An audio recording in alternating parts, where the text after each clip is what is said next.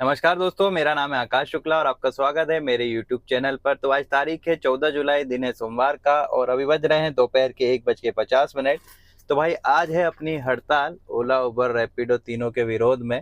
तो सारे cab drivers भाई आज छुट्टी पे हैं और पहुंचे हुए हैं अम्बेडकर पार्क जो अपना टीटी नगर के पास है वहाँ पे।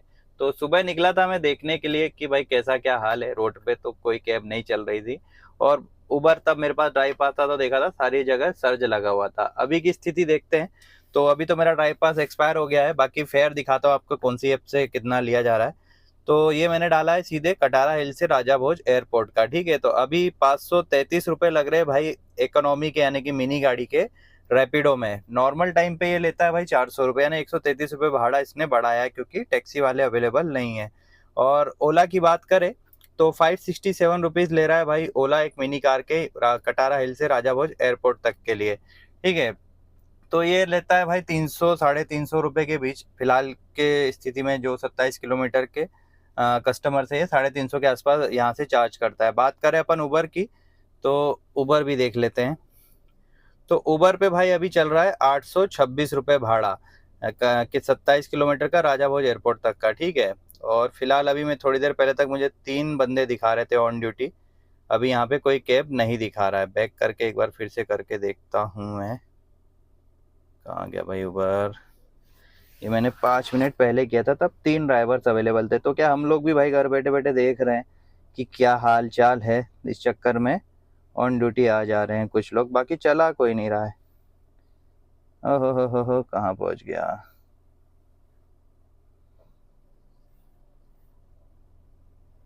राजा,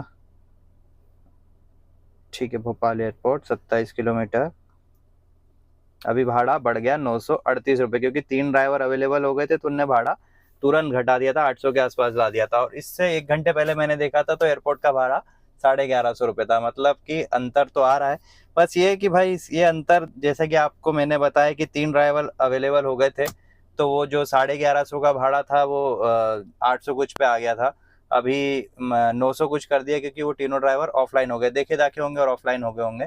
तो ये डिफरेंस है भाई कि वापस तब काम पे आ जाएंगे तो उबर जैसे का तैसा भाड़ा कर देगा। बाकी हाँ देखते हैं, कुछ तो अंतर आना चाहिए। तो फिलहाल अपन निकलते हैं भाई अम्बेडकर नगर अम्बेडकर पार्क की ओर।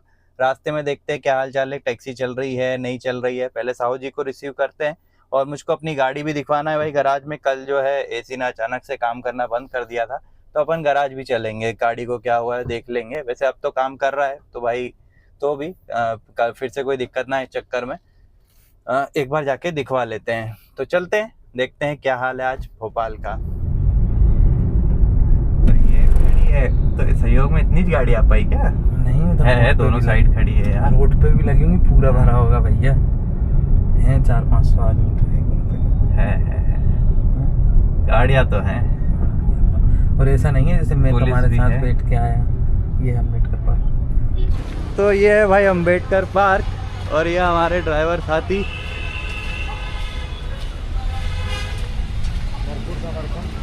है लोग तो है, आए हैं भाई। मुझे उम्मीद नहीं थी कि आएंगे और अब तो काफ़ी समय हो गया, उस हिसाब से इतने ड्राइवर भाई लोग अभी तक हैं।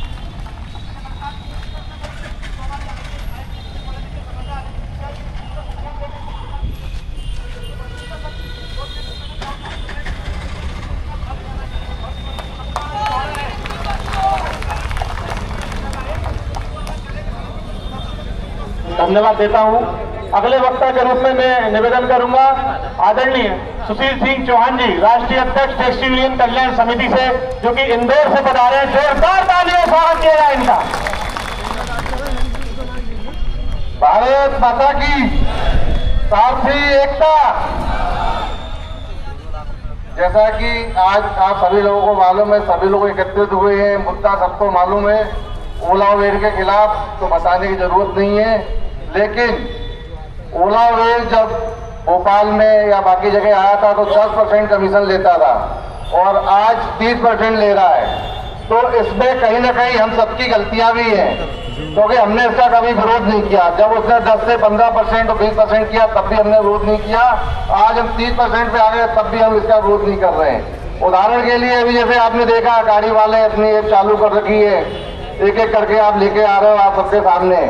तो मैं ऐसे भाइयों को बताना चाह रहा हूँ कि जिनके घर में राशन नहीं है ना, टैक्सी यूनियन परिवार उनको राशन दे देगी, लेकिन 1-2 दिन के लिए अपनी ऐप बंद कर लो। अगर किसी को ज्यादा ही प्रॉब्लम है तो मेरे पास आए, अभी मैं राशन के पैसे दे दूंगा उनको। क्योंकि जब तक हम एकत्रित नहीं होंगे तब तक कुछ नहीं कर पाएंगे। आज हम 2000 कैब चल रही है यहाँ पर। 2000 में कितने लोग बैठे? गिने लोग बैठे ना यहाँ पर। 2000 में 1900 लोग तो कम से कम बैठे हुए होने चाहिए थे यहाँ पर। एक भी रोड पर टैक्सी गाड़ी नहीं दिखनी थी, ना ही कोई ऐप चालू होनी थी। चाहे ओला हो, चाहे उबर हो, चाहे रैपिडो हो, तीनों भाई भाई है। वो तीनों लूटने के लिए बाहर से अपने देश में आए और लूट के ही जाएंगे, चाहे आप कितनी भी कोशिश कर लो। लेकिन उसके लिए हमको एकजुट होना पड़ेगा। छोटी छोटी संस्थाओं की यूनियन है, आज हमारी यूनियन अभी भी हम एकत्रित नहीं हो पा रहे हैं। कहीं ना कहीं हम किसी न किसी दूसरे की टांग खींचने में लगे रहते हैं। सबसे पहले हम एकत्रित हों। जब तक हम एकत्रित नहीं होंगे तब तक कुछ नहीं कर पाएंगे। इसलिए मेरा आपसे निवेदन है कि सबसे पहले एकत्रित होइए। जो भाई अपने रास्ता भटके हुए हैं उनको एकत्रित करिए, समझाइए। और ज्यादा ही दिक्कत हो, जैसा कि मैंने बोला है कि टैक्सी यूनियन को राशन दे देगी भैया 2-4 दिन के लिए जो दिक्कत होगी, और ज्यादा अभी भी प्रॉब्लम हो तो अभी हाथों हाथ दे देगी। ऐसा कोई हो तो बता देना भैया, अभी मंच पर ही हूँ, ठीक है। लेकिन एकत्रित हो। जब तक आप एकत्रित नहीं होंगे तब तक कुछ नहीं कर सकोगे। ओला उबेर के दूसरा भी कोई आ गया वो भी सोसाइटी करेगा। बैटरी रिक्शा आ गए, उनके कौन से परमिट फिटनेस बन गए, लेटर्स भी नहीं पूछे उनके, परमिट फिटनेस दूर की बात रही। तो इनका विरोध करना पड़ेगा। ये रिक्शा अपना धंधा खत्म कर रहा है, ऑटो वाले भाइयों को धंधा तो खत्म ही कर दिया। मालूम पड़ा शाम को घर गए तो दूध के पैसे नहीं बचते हैं। तो हमें इन सबका विरोध करना पड़ेगा। ना ही हमें किसी को 33% कमीशन देना पड़ेगा। जो जायज है, जो फिक्स है गवर्नमेंट का 10%, 8%, वो कमीशन जो भी हमसे लेगा हम उसकी ऐप चालू करेंगे। और 2-3 दिन ऐप बंद करने में किसी का नुकसान नहीं होगा, क्योंकि ये लड़ाई हमारी नहीं है, हम आप सबकी है। जब तक हम ये नहीं सोचेंगे कि हम एक दूसरे का साथ नहीं देंगे तब तक हम कुछ नहीं कर पाएंगे। ये लड़ाई मान के चलो हमारे लिए नहीं, हम सबके लिए है। आप सब एकत्रित होइए और यूनियन के लिए समर्पित रहिए। हमारी यूनिटी जितनी भारी होगी हम उतना ही ताकत से अपनी बात रख सकेंगे। अभी जैसे आपने देखा एसपी साहब आ गए, कलेक्टर साहब के यहाँ से कोई नहीं आया। क्यों नहीं आया भैया? क्योंकि यहाँ पे 2000 जगह 1500 2000 आदमी जब होते ही ना और एक साथ गुट बना के हम कलेक्टर ऑफिस चलते तो कलेक्टर साहब को छोड़ो उनके बाप भी यहाँ पर चल के आते कि नहीं आते? कलेक्टर साहब ने सोचा कि 200-400 बैठे क्या करेंगे, पूरी ऐप तो बंद करा नहीं पाई, 2000 में 1800 में इकट्ठे कर नहीं पाए, तो हम क्यों आए? यही कारण है ना कि अलग है, क्योंकि हम एकत्रित नहीं है, हमारे अंदर यूनिटी नहीं है, हमारा संगठन मजबूत नहीं है। हम जब संगठित होंगे, हमारे जितने भी भाई लोग हैं एकत्रित खड़े होंगे तो डंका की चोट पे कोई भी काम हमारा जो है गलत होगा तो हम उसको सीधा कराने की क्षमता रखते हैं।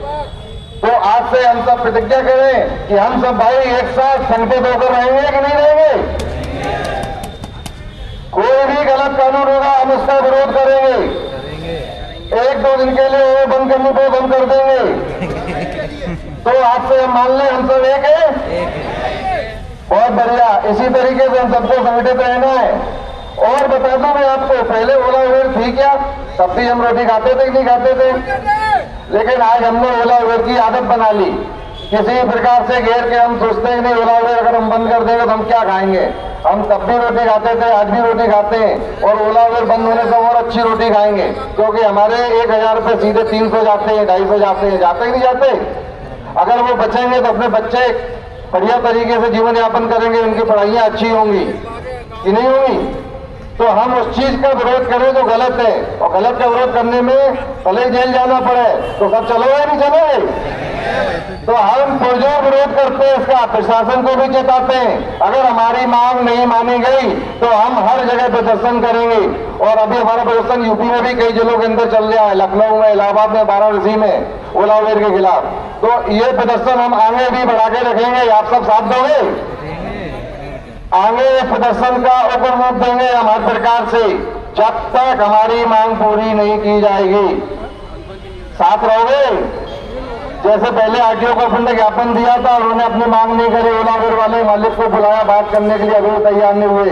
तो अगली बार हम जो प्रदर्शन करें अगर मांग नहीं माने तो सरकार के धक्के घुटने निपटा देंगे कि नहीं? तो फिर हम चले तो सब कलेक्टर ऑफिस ज्ञापन देने। ठीक है, हम सब फिर अब कलेक्टर ऑफिस चलते वहां ज्ञापन देंगे। भैया क्यों नहीं आए, ज्ञापन देंगे, समझे सही क्यों नहीं आए, तो फिर हम सब चले। ठीक है, जय हिंद, जय भारत, टैक्सी यूनियन, सारथी एकता, जय हिंद। वही बज रहे हैं दोपहर के 4:45 और हो गया भाई अपना धरना प्रदर्शन जो भी था। सुबह से चल रहा था, मैं तो हालांकि काफ़ी लेट पहुंचा था, तो अच्छी खासी तादाद में थे। मैं लेट हो गया था तो थोड़े कम हो गए थे, बाकी तो भी भाई काफ़ी संख्या में आए थे टैक्सी ड्राइवर। तो जो नहीं आ पाए थे वो अपने घर में थे पर गाड़ी नहीं चला रहे थे। मतलब आज की हड़ताल सक्सेसफुल रही, अपनी सफल रही।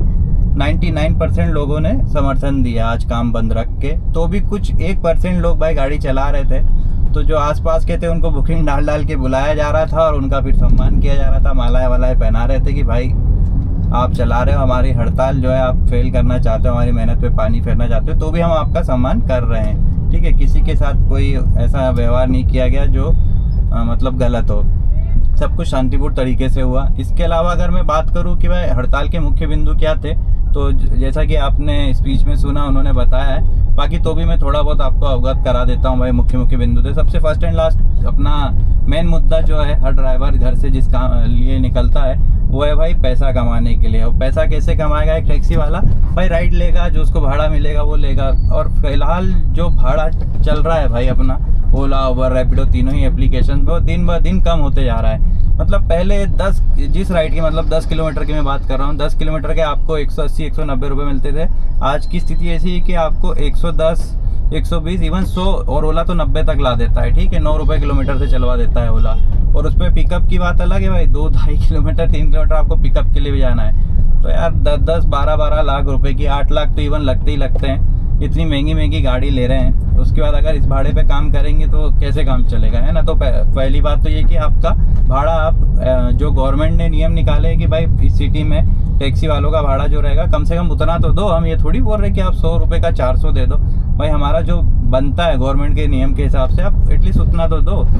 ठीक है, दूसरी बात ये कि अपना हर ड्राइवर का इंश्योरेंस होना चाहिए। इंश्योरेंस कहने को तो हर कंपनी दे रही है, कोई उबर बोलती है कि भाई 5 लाख का है, ओला बोलता 2 लाख का है। पर आप एक भी ड्राइवर से पूछ लो कि कभी उसने क्लेम लिया है, तो भाई इवन उसको ये भी पता है कि क्लेम कैसे लेना है। मेरे को भी नहीं पता, पढ़ा लिखा सब हूँ भाई मैं, मेरे को नहीं पता कैसे क्लेम लेना है। ठीक है, आपकी शर्तें क्या हैं कि मैं राइड के दौरान मैं घायल होऊंगा तभी मुझे क्लेम मिलेगा, या फिर मैं ऑन ड्यूटी हूँ, काम पे हूँ, भाई अभी के काम से हूँ ना, तब मेरे साथ कुछ हो गया, मैं 12-13 घंटे रोड पे रहता हूँ, तो उस दौरान कुछ हुआ, तो मतलब लेना क्या है, कुछ आपकी पॉलिसी ही स्पष्ट नहीं है। इवन आपका कस्टमर सपोर्ट तो है नहीं। एक मांग ये है कि भाई आपका हमारे शहर में हमको कस्टमर सपोर्ट चाहिए, आपका एक ऑफिस चाहिए प्रॉपर, जहाँ हमारी समस्याओं का समाधान हो। कहने के लिए एक ऑफिस खोल के रखा है इन्होंने मानसरोवर में, पर वो थर्ड पार्टी की तरह चलवाया जा रहा है और वो अपनी किसी भी प्रकार से कोई हेल्प नहीं कर पाता है। ठीक है, और एक ये था भाई कस्टमर सपोर्ट होना चाहिए अपना, कि अपन आज के डेट में इनको कॉल करते हैं, कहीं कोई इशू आता है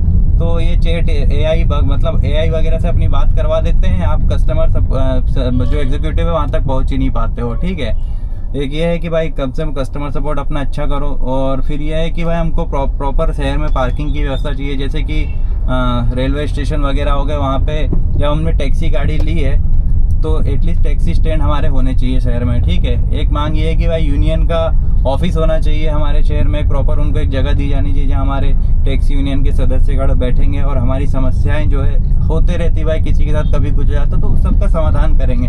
ठीक है, तो ये गवर्नमेंट को एटलीस्ट प्रोवाइड करना चाहिए। और भी बहुत सारी मांगे हैं जो कि ज्ञापन के द्वारा उनको दी गई है कि उस पर आप काम करें। बाकी अभी देखते हैं भाई क्या होता है क्या नहीं होता है, ये अपने को 1-2 दिन में पता चलेगा कि क्या निष्कर्ष निकला अपनी इस हड़ताल का। तो वैसे सक्सेसफुल रही है, सभी लोग ने समर्थन दिया है। कुछ लोग के अपन छोड़ दे तो मतलब लोग जो है कुछ ऐसे भी थे जो दिन का 1000 रुपये का काम नहीं करते, आज 5000-6000 रुपये का काम करके घर जा रहे चोरी छिपी करके।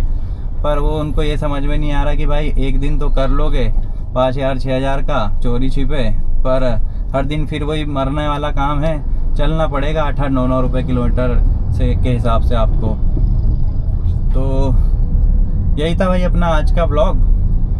अब अपन मिलेंगे अपने कल के ब्लॉग में, परसों के दिन सुबह जल्दी गाड़ी निकालेंगे, वापिस से काम शुरू करेंगे कल से अपन। ठीक है, धन्यवाद।